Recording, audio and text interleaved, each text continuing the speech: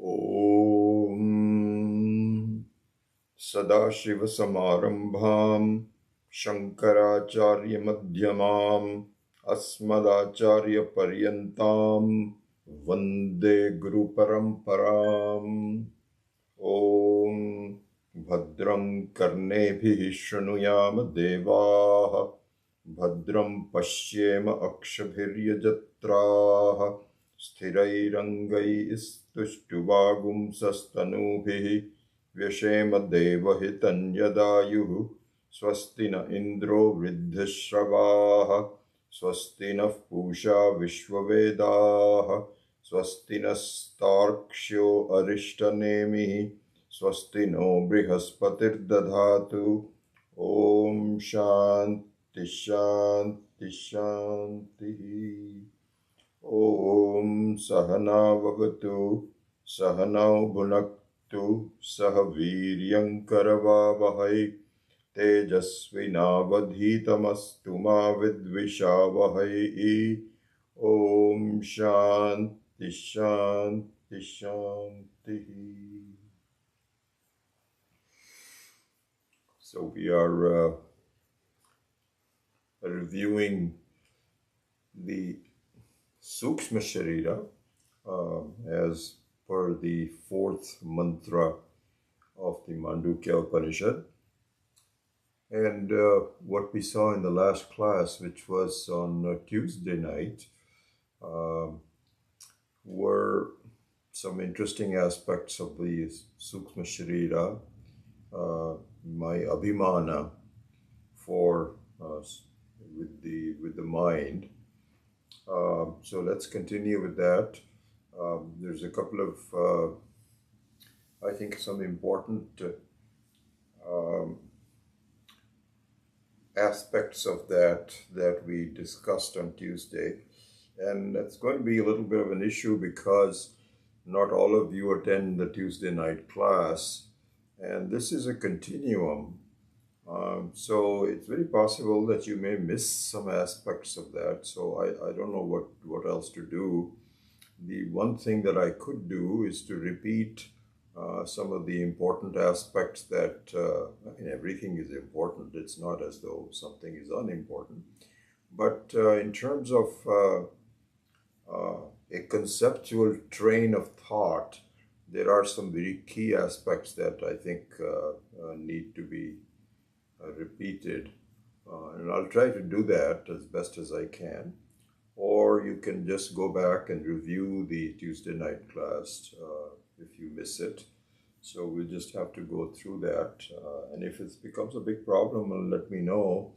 Then we may have to go back to a one class a week. Anyway. So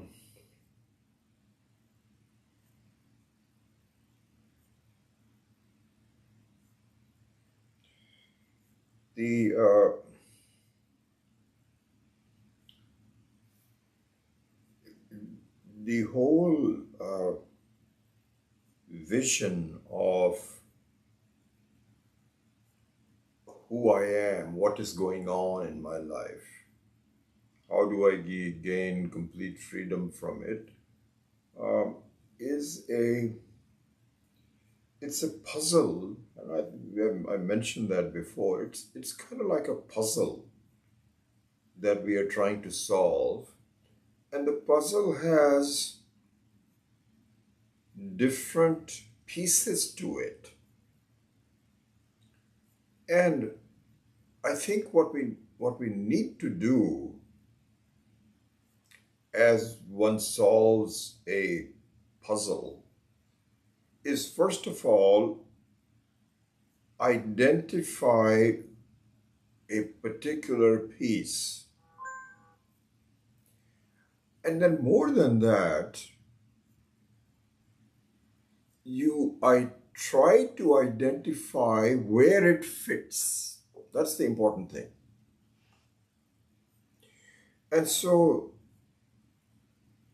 the more we have the ability to link the various pieces of our understanding, into something that makes sense, the more we do that, the better chance we have of really gaining a complete understanding of what's going on. That's what we have to do. So, so this is, remember I had said a few classes ago that I think you should keep a diary of some of these very important points, which I'll try to point out as best as I can.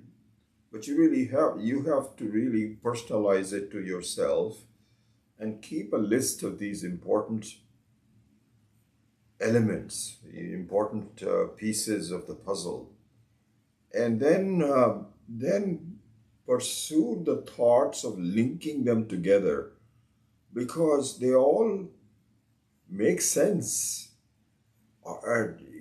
together or separately, and we have to understand how they make sense. So, for instance, we said that this advanced course of Vedanta taught by Gaudapadacharya and explained by the Acharya, Swami Dayanand Ji and Swami Akhandanand Ji, is a very clear exposition of what is called Ekajivavada.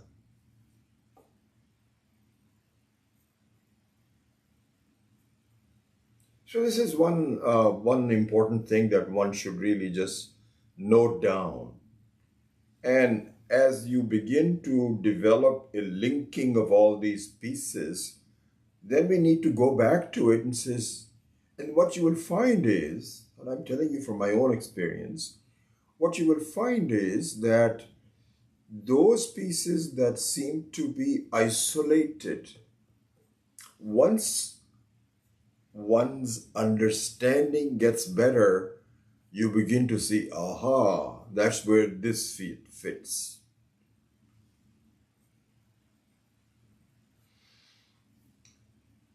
So, Ekajivavada means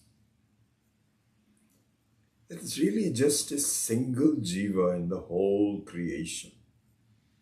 We can't even call it a creation. It's a fact. And that jiva can be called Ishvara, or it can be called Jiva.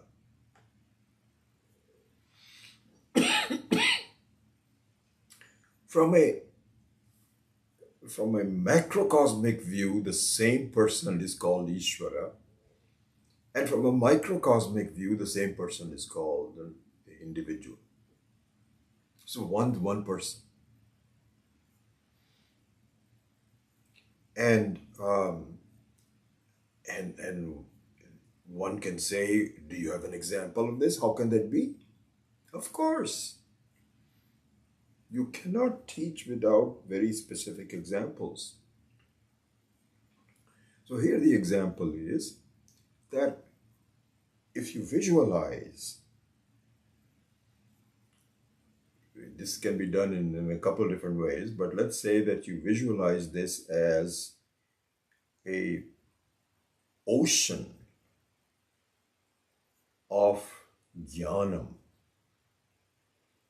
ocean of conscious entity. It's a single conscious entity.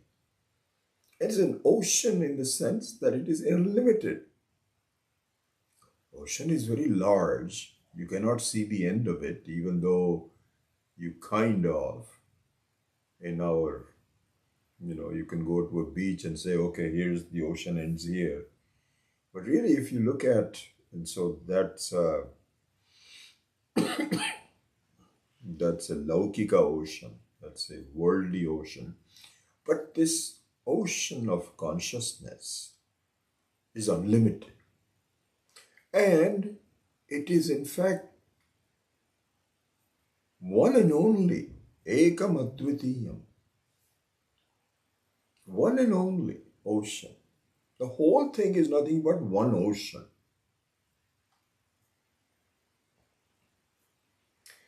So now, if that's the case, if you look at an ocean that that has the apparent creation of different waves in it. It's an apparent creation because there's no real wave. There's no real wave. It's not as though, because the of a wave, reality of anything, must mean that it must have an independent existence. These are the important things that we need to think about. Reality means something which is independent by itself. But the wave is not like that. It doesn't have independence. In fact, it is dependent on it is the ocean. So much so, now look at it. Go back to this Ekajiva Vada and see how all this hangs together. If you look at from the standpoint of a wave,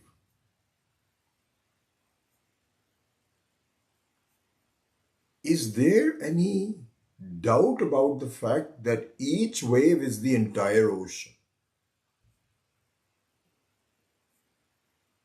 There shouldn't be.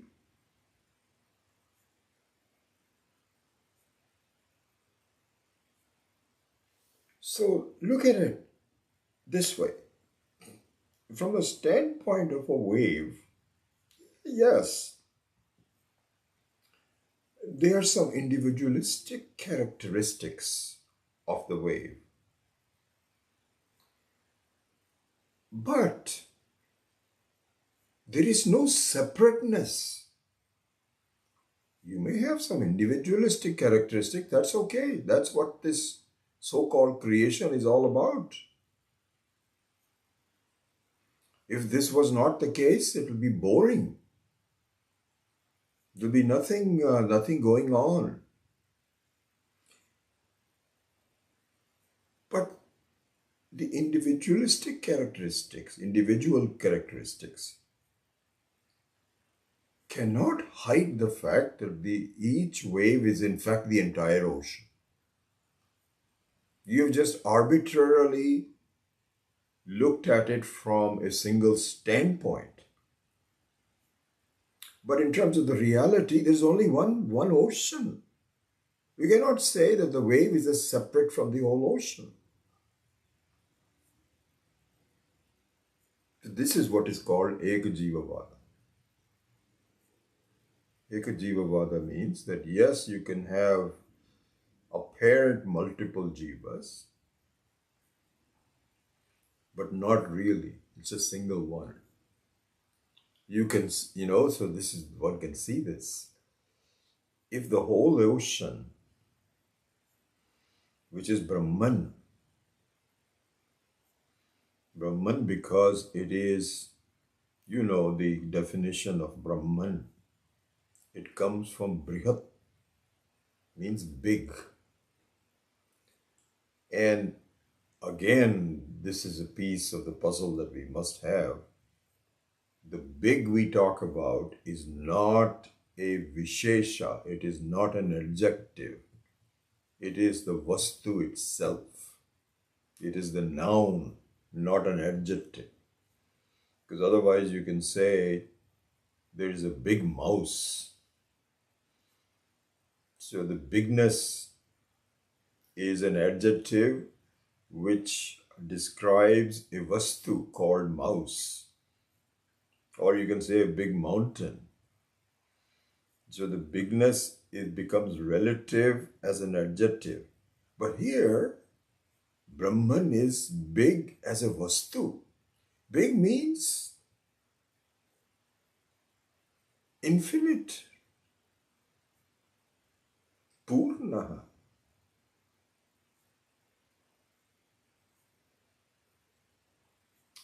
This is a very beautiful, this verse we chant every class and often. Purnamadav Purnamidam Purnat Purnamudachyate Purnasya Purnamadaya Purnam Eva Avashishyate.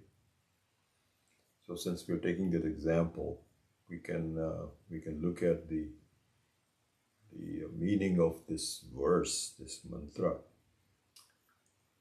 So there it means Purnav Adaha. Adaha means Parokshaha, one which I cannot see directly. And so how big the ocean is, I don't know. It is infinite. Where does the infinite end? I can't tell. So it's Purnamadaha. So it is called Tat Tvamasi. So Tatpada is Adaha. And also Purna Idam, Purnam Idam, Pratyakshataha, what I see right in front of me. This is the characteristics of a wave. This wave is also Purna, meaning that each wave is nothing but the ocean itself.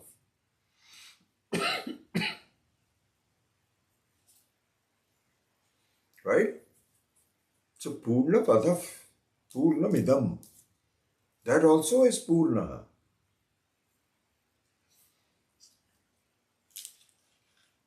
Then Purnasya Purnamadaya. Supposing you take the individuality from the total.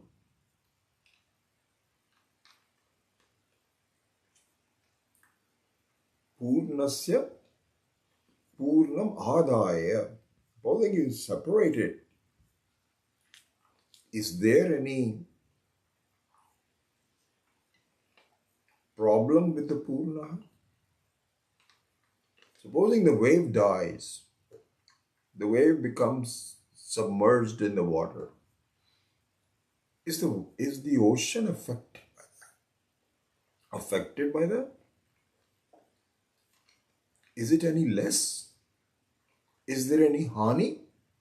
As they say in Sanskrit, hani means a loss. Purnasya Purnamadaya Purnam Eva Avashishyate. It remains the same. That is the nature of Brahman. That is the nature of Atma. Eka Jivavada.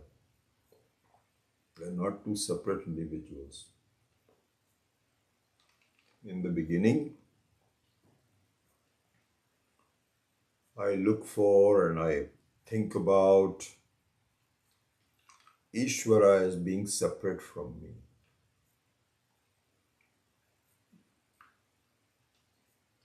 But as I gain understanding, I will see that it is not possible for Ishvara to be different from me.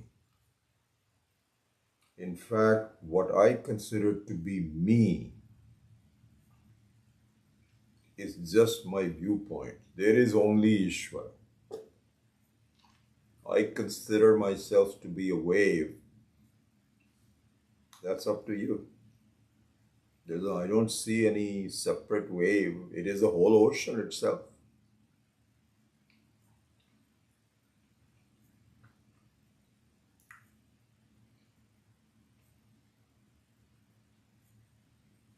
So here, so you see, this is how I think we need to sort of link things and see the common elements, the common picture where all these things fit in. That's what my point was. So here another important point, you can write that down, is that seeing things is not a problem.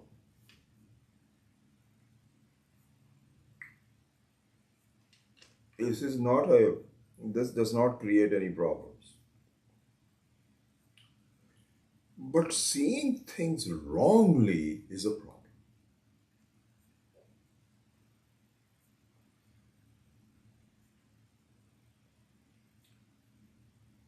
That there is diversity is not a problem. But not seeing the unity in the diversity causes a problem.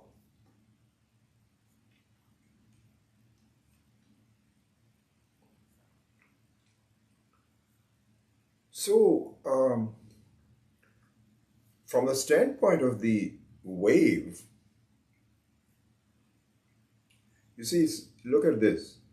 From the standpoint of a wave, you see a number of other waves, diversity, different shapes,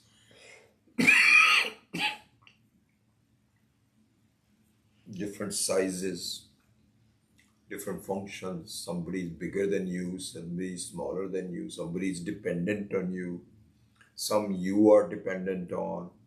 There is a cause and effect. All those kinds of things we will come in the details of the Karika. This is what diversity means. So from the standpoint of a wave, there is diversity. From the standpoint of the ocean, if you want to call that as an Ishvara, the totality, there's also diversity.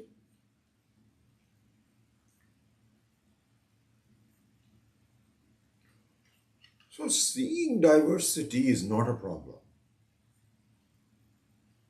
It is a very important thing. With our entire thesis of Advaita Vedanta, really there are some key pieces to that, and this is one of those key pieces. That an appearance is not a problem. It is to take the appearance to be somewhat different from me, a separate reality from me, is a problem. So from the standpoint of Ishvara, even though there is diversity, there is unity. It doesn't matter whether diversity or not. Same thing happens to us. There is diversity in waking and dream. There is no diversity in sleep.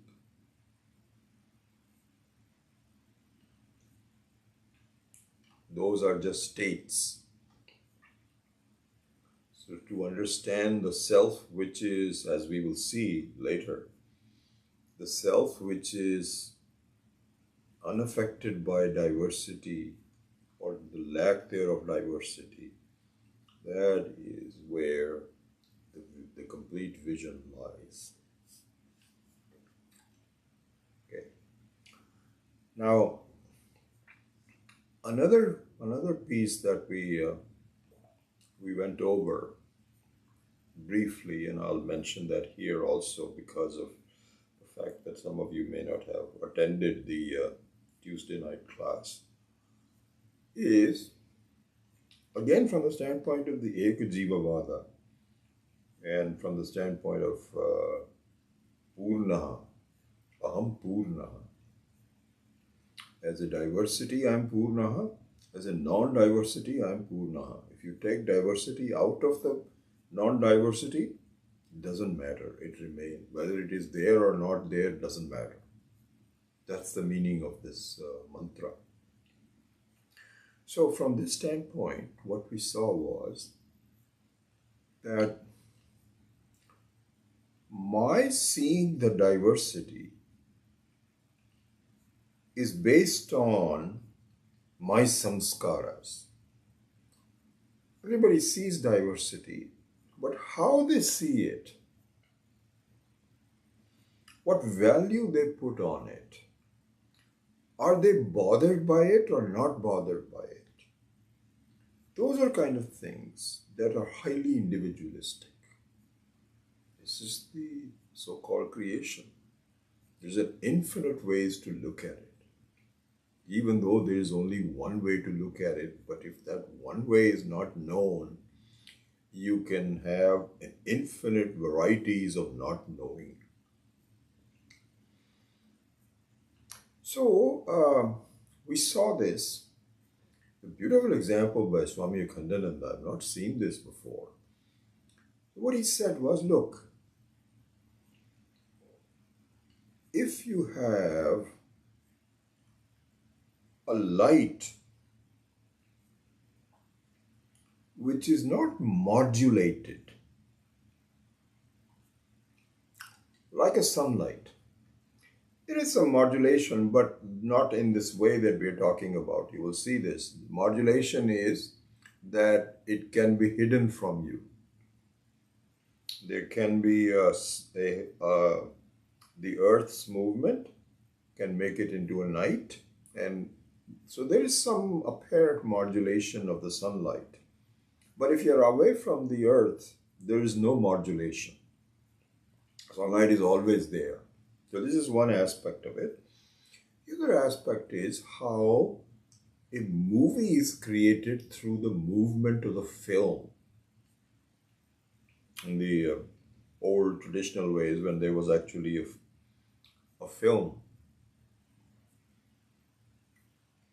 I think I was telling you, I remember this so well. I used to, when I was in Amritsar as a boy, growing up, my uncle, my mother's younger brother, because I used to live with my mother's family. My father and mother were in the coal mines in Bihar, and I was actually, and there were no good schools there, and so I stayed with my grandparents who had a couple of sons and so on. So I stayed in that family. So this is my uncle, Paul Mama. So he somehow brought a projector. Excuse me. But this was a big thing in those days, to actually be able to see a movie at home. So from some friend, he bought this small projector. I still remember this. And so we would thread the film. And what was fascinating, honestly, this was so good, that you can run the film backwards. And what that did was just amazing. So this was all done, done very deliberately. So they would break glass. Normally, when somebody is holding a glass and it slips out of a hand and it falls on the ground and goes into multiple pieces. But if you run it backwards, all these pieces come together and become a glass. Oh my goodness, that was so fascinating. I don't know how old I was, must have been 7 or 8 or something like that. But we kept asking him, please do that again. We love this. Anyway, so going back to the analogy of the film versus the sunlight, this is a really revealing example. He says, what is the effect of the powerful light, like the sun, not quite as powerful as the sun, but very powerful and steady light going through a film, and going through a film so that the film is moving fast, not frame by frame by frame, but just quickly. What it does is to create a story that has some form to it, some meaning to it. You can now see the same phenomena become people, situations, sukha dukha, good and bad, tragedies, and all those kinds of things. And Swamiji says, please understand this. In this Ekajiva Vada, this is how you see the world. Meaning, it's a single jiva called Atma. You can call it Paramatma, you can call it Jivatma. It's Atma. It's a very powerful light. Very powerful, much more powerful than even the sunlight. How can one say that? Yes, we can say that because the sunlight depends on the sun. It is a created light. It depends on the fission phenomena in the sun. And it is limited. One day it's going to die. And it can only light up things that are in the same realm. It is a part of the Sthula Shrishti, not part of the Sukshma Shrishti. Like the sun can light up your and my bodies, but it cannot light up the thoughts. The thoughts are much more subtle, Sukshma. So the sun is very, very limited, even though it's the most powerful source of light that we can see. Highly limited. But the Atma is very powerful.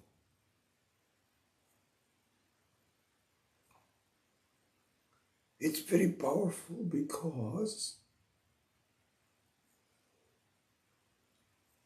it, first of all, doesn't depend on anything. Unlike the sun. It's not limited. The sunlight can only travel within a galaxy. But if you go a little bit away from it, the sun rays cannot reach it. But in the case of the Atma, that is not the case. It is always there.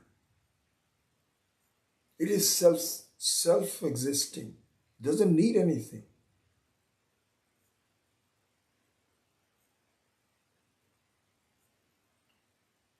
It doesn't need anything. It is just imagine. I remember when Swami Dayananji pointed this out, it was mind-boggling to me. Self-existing. And it does not generate any light. It is light itself. Jnanam is light.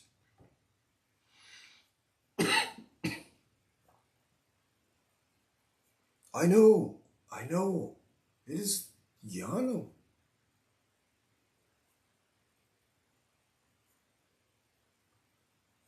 Amazing. To use the word powerful is also not appropriate. Because it seems like it's powerful means there's less power, more power. Is it a 60-watt bulb or a 100-watt bulb? You can't even say this is very powerful. It's the very source of power. As we will see, it is the same power that allows me to build a dream. Not an ordinary thing. We just say, oh, I had a dream. Have you thought about what you saw in the dream? Can you imagine seeing the sun in complete darkness?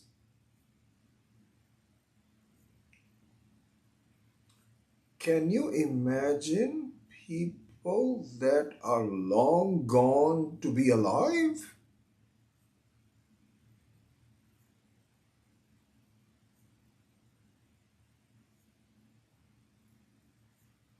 Amazing.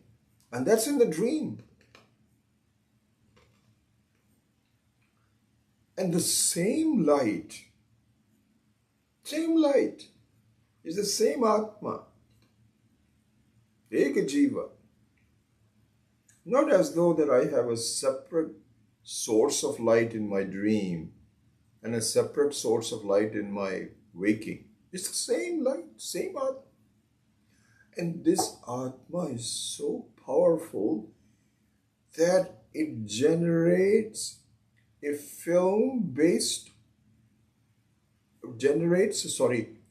picture based on your film.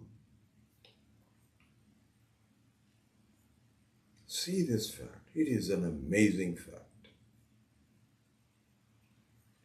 And your film is made out of your samskaras. And you cannot say from what life? From forever. And you cannot say, as we will see this in more clarity later on, what Gaudapadacharya ji is going to dwell on. I'm just giving you the initial picture. There's no such thing as when was I born.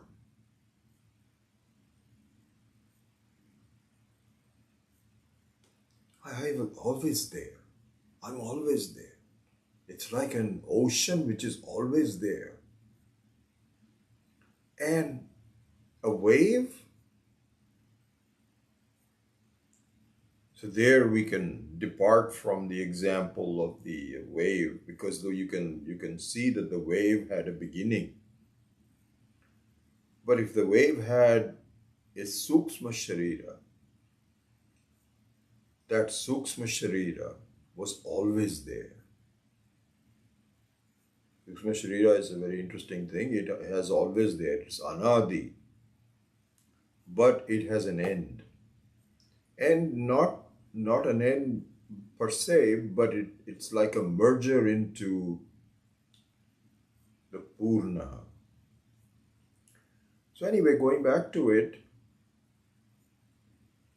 that this samskaras, which have been developed forever, is my film. And I am projecting my own light, only one light, which is the Atma.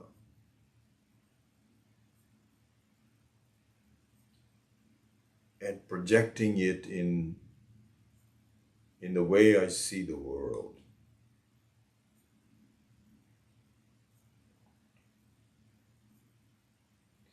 And now the question is, I am seeing the world, which is a projection. And there's no problem in seeing the world as a projection. As we said earlier, seeing things is not a problem. This is the beauty of it. Not only is it not a problem, it is something absolutely marvelous to see. How I am, through my samskaras, through the various folds of my mind, I'm able to see the whole experience of my life. Seeing things is not a problem, but taking them to have a certain type of reality is something that I have to understand. Here we can switch the example. Both examples are very, very powerful, very important. One is the example of the ocean. The other example is that of Chidakasha.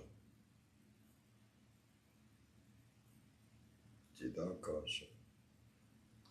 Chidakasha. Here we will see that the Akasha, meaning space, is one of three kinds. I'm just bringing that in. All this will be relied on as individual pieces. So the Akasha, space, has three aspects to it. So one is called Bhutakasha. So Bhutakasha is the space which is part of the Sthula Shrishti, the gross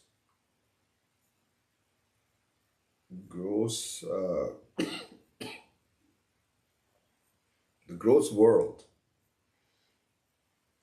Gross world means something which is something that is objective from a Vyavaharika Satta standpoint. So there is in fact a space. Just now we can see the space. This is called Bhutakasha. There's one space. And the Bhutakasha is also limited. Limited in the sense that it can also disappear. How can it, when does it disappear? In deep sleep. Disappears. There's no such thing as Bhutakasha. The second type of Akasha is what is called Chittakasha. Chittakasha means an Akasha created by the mind. Where is that? In the dream.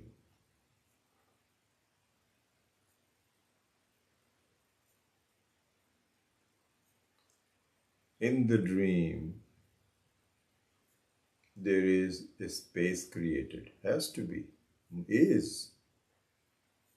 You cannot have dream without a basic space on which the whole drama of the dream occurs. So this is what is called Chittakasha. Then the third one, which is the real one, is what is called Chidakasha. So Chidakasha has two aspects. One is called Chit, and one is Akasha. So Akasha means what? Akasha means a place where things can reside. It is an unlimited, you can't even call it a place, an unlimited vastu. Like in the ocean. But here, in this case, it is Chidakasha. So that's the second way of looking at it. One is the ocean and the other one is space. It's a total space.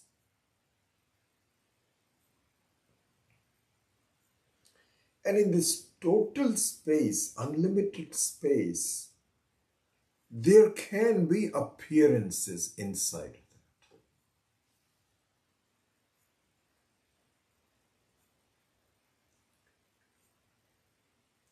that. And by saying Chidakasha, it means Brahman, the Atma. How can we say that? Because it is unlimited, always shining, as we said earlier, as we saw earlier. Just appreciate this. You and I, everybody's the same. None of us, this is not individualistic. There is a self-existing light.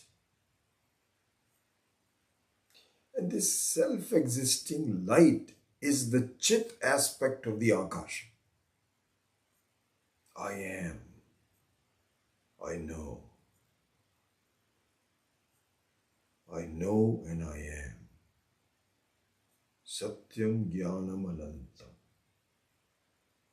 This is the Chidakasha. So in the Chidakasha example,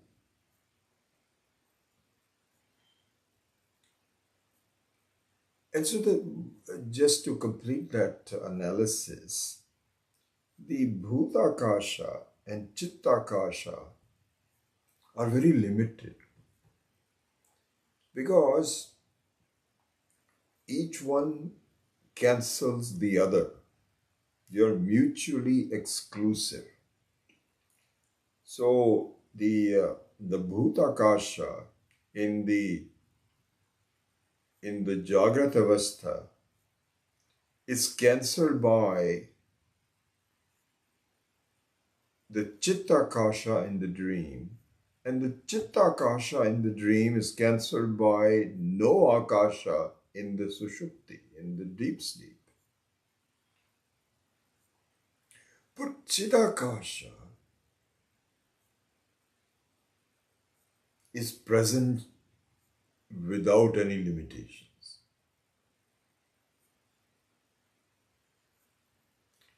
So Bhutakasha is superimposed upon it. Chittakasha is also superimposed on it. And absence of Akasha is also superimposed on it, as we will see in the next few verses. So the Chidakasha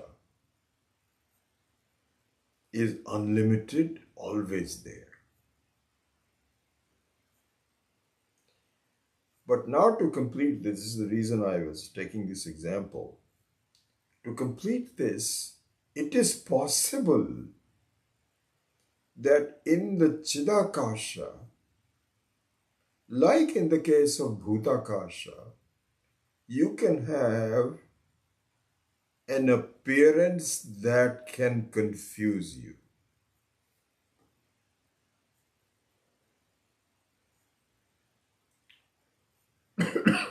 Excuse me. Confuse you in the sense that it is dealing with non-reality.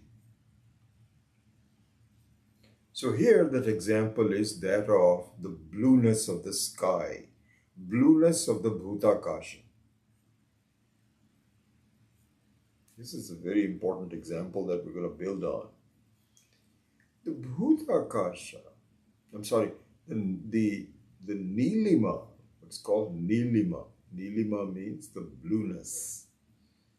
The Nilima of the Bhutakasha is not real. It's not real. You cannot distill it to make any paint.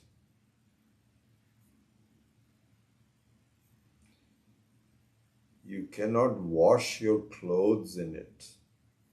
It's not that.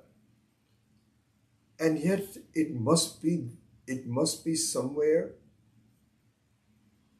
Where is it? Is it an aspect of Bhutakasha?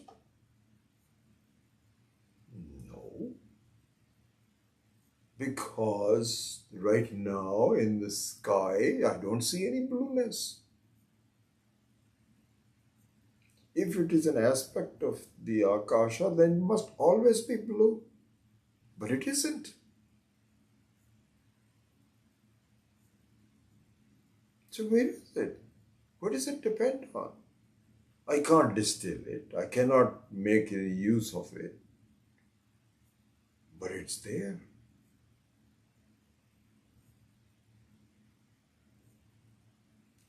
Same thing is talked about that of a rainbow. The rainbow is an appearance, but you cannot touch it. At most, what you can do is to take a picture of it and capture it in your camera, or your phone. You can tell people. Sometimes, very rarely, we see double rainbow from our house. And I think I may have taken a picture of it. But there is no reality to rainbow. Cannot go and touch it. Cannot fly into it. So there is a possibility of an appearance in the Chidakasha.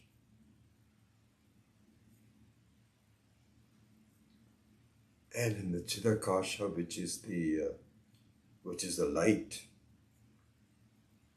you can make a projection out of it, as we will see much more in more detail in the last Karika. There are 4 Karikas. In the last Karika, it's called Alata Shanti Prakaranam.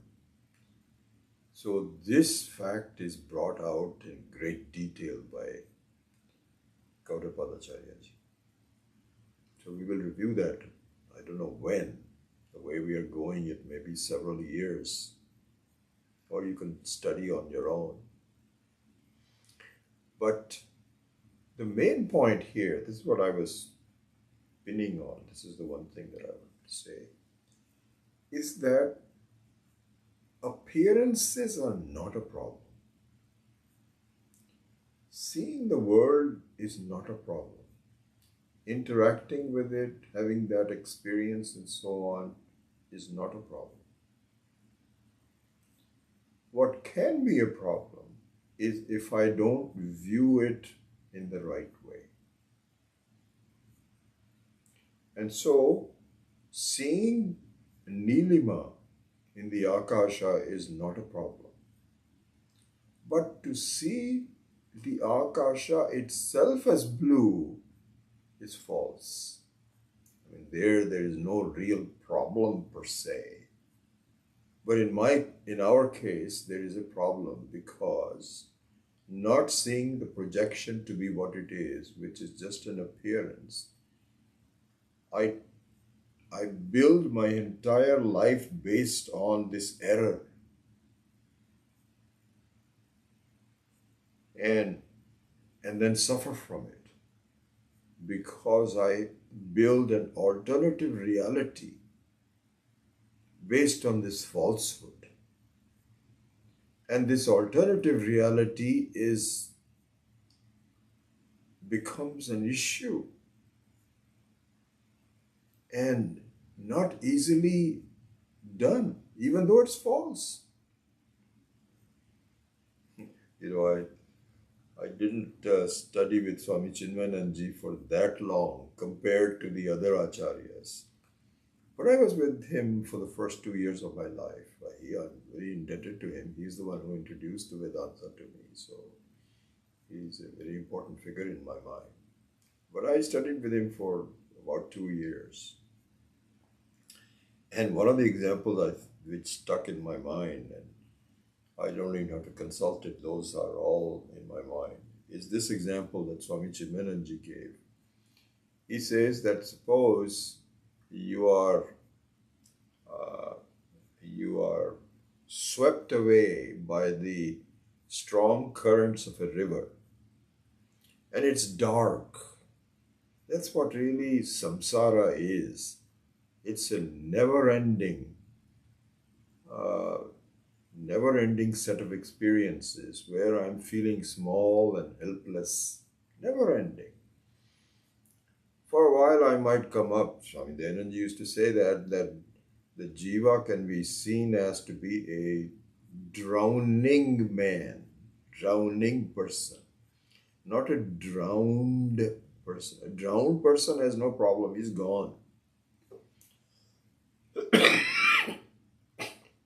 But a drowning person has a problem because sometimes you come up to get some air, and then you go down again and say, "Oh my gosh, I'm gone." So this is the jiva is like a drowning person. So Swami Chinmanan's example. He says, supposing you are swept away and you are drowning in the dark, swift currents of a river, and you are desperate to get something to hold on to. And you see this, what you consider to be a big block of wood that is also drifting. So you hang on to that. That log turned out to be a crocodile instead of a log. And the crocodile says, "Wow, did I get lucky today? Usually I have to find food, and today the food came to me." So the crocodile put his jaws and was about to swallow this person. When this person realized, "Oh my God, what a mistake I made. I cannot believe it." Now it tries to say, "I'm sorry, I didn't mean to do that. I'm going to get away." Crocodile says, "Not so fast, Buster. You are mine." And so once you make a mistake, this is the example I want to do, it may be a little hard to get out. Might take you a couple of lives, actually. We don't know. We hope not. Maybe you can figure it out right here. But it's a mistake. Whether you find it hard to get out or not is a secondary issue. Just because it is hard to get out doesn't mean that it's not a mistake. To take it to be other than what it is a mistake. It is just an appearance.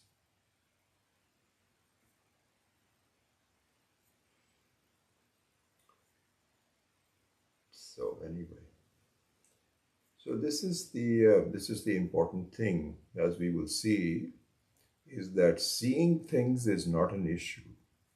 Experiencing things is not an issue.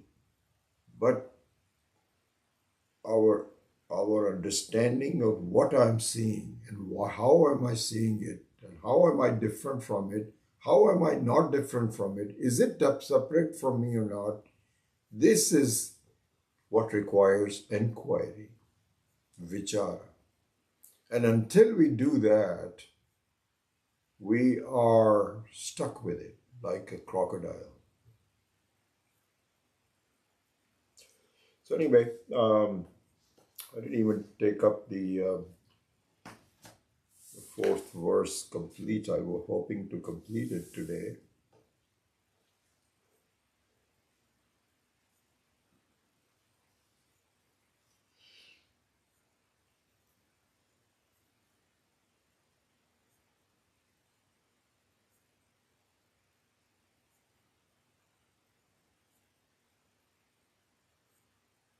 Yeah, I think in the next 10 minutes I can just I can wind it up. I think I can do that. We're pretty much done with it. There's some technical aspects of this based on, especially if you're following the Shankara Bhashya, which you can, if you are studying Sanskrit, you may want to look into that.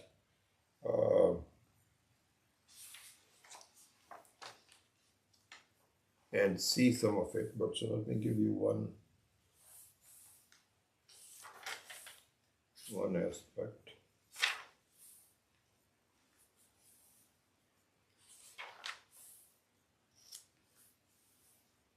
So here, Adi Shankara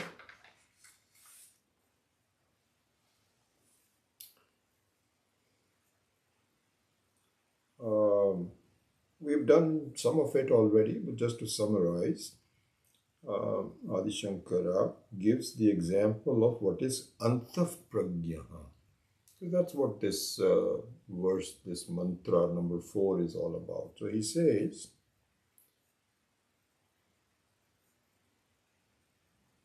Indriya apekshaya antasthanatvat manasah tat vasanarupaha cha swapnaha pragyaha yasya iti antah pragyaha. So you'll find that in the Shankara Bhashya. Indriya apekshaya antastatvat manasah tad vasana rupa ja swapna pragya yasya iti anta pragya. So what it is basically saying, something we already know, that the anta pragya is compared to the vishaya based pragya, which is bahish pragya. This is only the vasanas from it. The vishaya itself is gone, like the onion is gone, but it leaves a certain smell to it. So that is the vasanamaya rupa swapna pragya. So this is what swapna is. It is nothing but leftover vasanas from the experiences of the Jagrata Avastha. It is called Anta Pragya.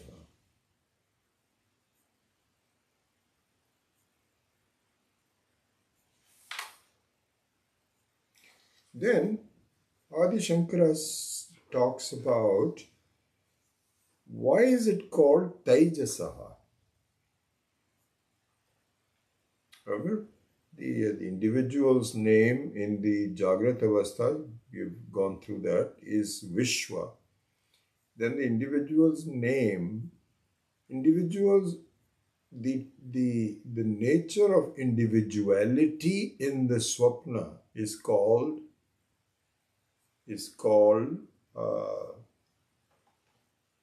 Taijasaha. Why? Why are we calling it Taijasaha? So Teja means, which is based on light. Teja means light. The Taijasaha means it is formed of light. Why are we calling it Taijasaha? So he gives this example, another Shankara Bhashya. Vishaya shunyayam pragyayam kevala prakasha rupayam vishayatvena bhavatiti Taijasaha. So he says that because it is based on a play of light which is bereft of any vishaya, there is no real objects. So really the whole dream is nothing but a play of light, play of darkness and light. That's all it is. So this is all based on Tejaha, so it is called Taijasa. So he gives that example.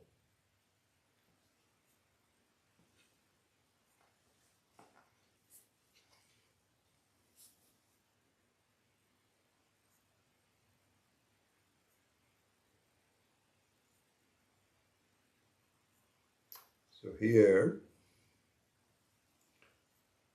this is also a important concept that we're going to build on. Because the analogy of Swapna and Jagrat, dream and the waking state, is highly scrutinized. It is amazing how much we can learn from that. Very important learning. It's specifically given to us by Ishvara, as we have talked about it before, to really learn from. And until you start doing vichara to it, you cannot learn from it. You cannot just say, oh, I had a dream, and then just go at it. You have to really see the implications of it. And so one of the implications of that is that in the dream, the things that you experience and the experience itself and you as the experiencer are all a play.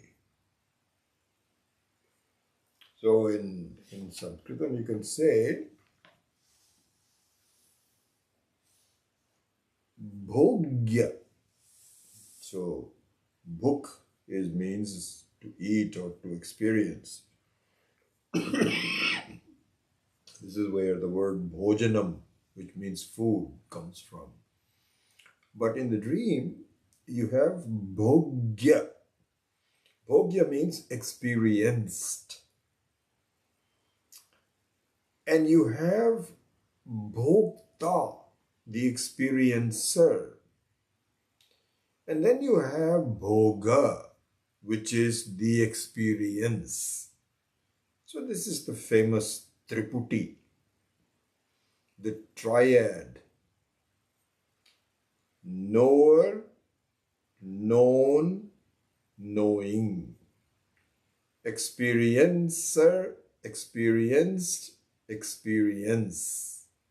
Bhokta, bhogya, and bhogam.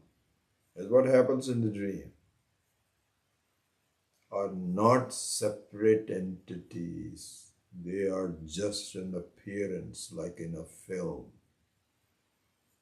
It is the same prajna which becomes antah prajna, bahish prajna, as we will see in the verse number, in the mantra number 7. Na bahish prajna, na antah prajna, na ubhaya prajna, na prajnana ghanaha, etc. All that will come later.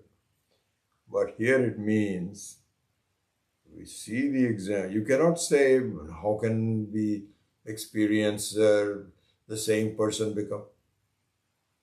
Dream. The dream, as we said before, is an important proof. Is an important proof. So this is where anubhava. So all three things are important for me to really change my mind about things. Three things are, who says it? So here Shruti says, please, you are overlooking this fact. Please examine it. Because as you know, there is a difference between, all these are interesting Sanskrit words called Brahma. I think we did that before also. Brahma means an error. It comes from the bha, pa, pa, ba, bha, the fourth aspirated, soft, bra. So Brahma means an error. And Prama means the right knowledge. So we look at Brahma and Prama. What happens is, if you don't examine it carefully, it can be a Brahma. And the example that is, that if a person is coming from a long ways away and you can see somebody coming, but you don't know exactly who that is, and you can take it wrongly. This is called Brahma. But as the person comes closer to you, you lock on to it and says, oh, that's who that is. This is called Prama. So here the Shastra says, listen, this is what the Shruti, Yukti and Anubhava. The Shruti says, please look into the swapnavastha, the dream state, carefully. Go close to it. Close to it means that you have to examine the aspects to it. And in fact, it's interesting that you can say, well, I can't learn anything from a dream because that's just happened and so on. In fact, you will never be convinced until you know that things that were bothering you are no longer there. This is a very important thing. So this is what Shruti is saying. Examine it. And examine what? Then you have to put down yukti. And this will be all pointed out that listen, you see, there's no space for it in your mind, but you see a mountain. There is no time element to it, but you see time. So this is called yukti. And anubhava, of course, is important because the whole thing just gives me fits, disappears. So therefore, going back to it, you cannot say, where is the example of bhokta, bhogya, and bhoga in the dream? That's exactly what happens. So the lesson is that as long as I'm just taking myself to be a experiencer, experienced, and experience, I'm not looking at the right way. I have to see that I am the same one. I am this, I am that, and I am none of that. This is what the knowledge really means. All right, I think that completes the fourth mantra, and we will now move on to the Sushupti Avastha, the deep sleep state. And the less we know about it pretty much. And in fact, I may not give you the same degree of detail as Swamiji has given here, because I think we know pretty much all of it. But some of the implications, some of the lessons, some of the visions, we will look into next time. Okay, so with that, close the class today. Om Asatoma Satkamaya Tamasoma Jyotirgamaya Mrityorma Amritam Gamaya. Om Purnamadah Purnamidam Purnat Purnamudachyate Purnasya Purnamadaya Purnameva Vashishyate. Om Shanti Shanti Shanti. Hari Om Shri Guru Pyo Namaha. Hari Om.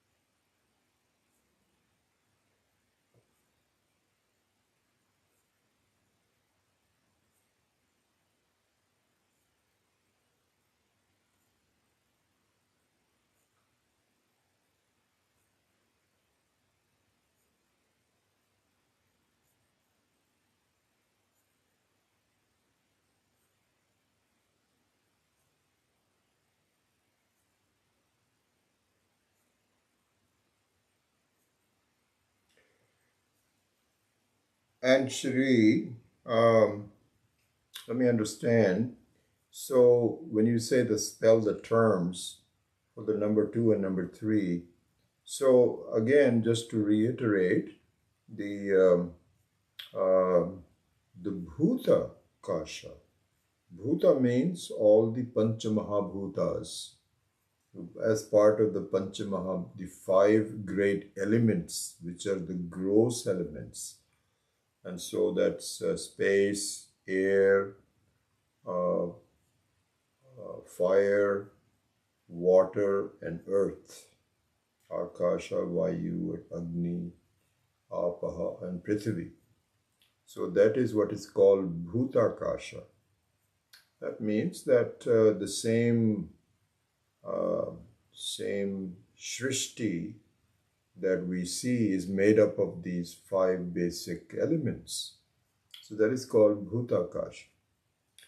Then, based on the Bhutakasha that we experience, we now have a model for creating a dream space also.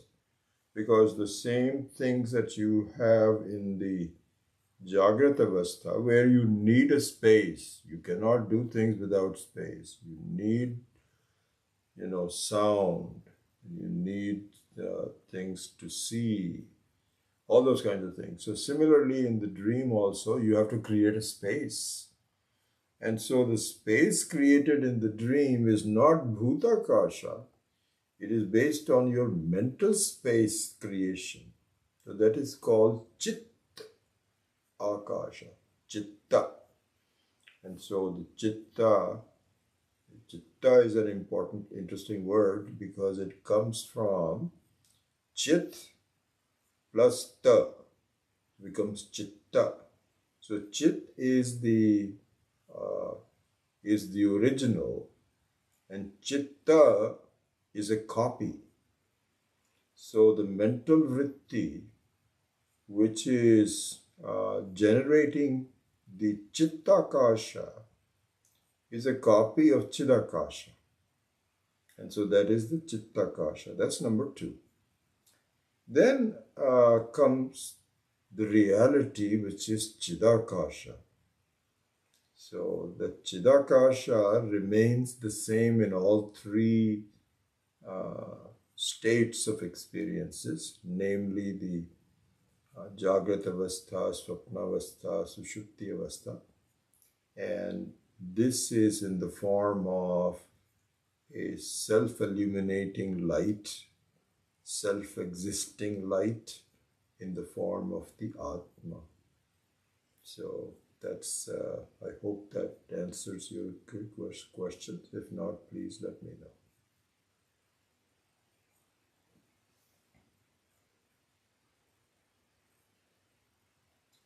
All right.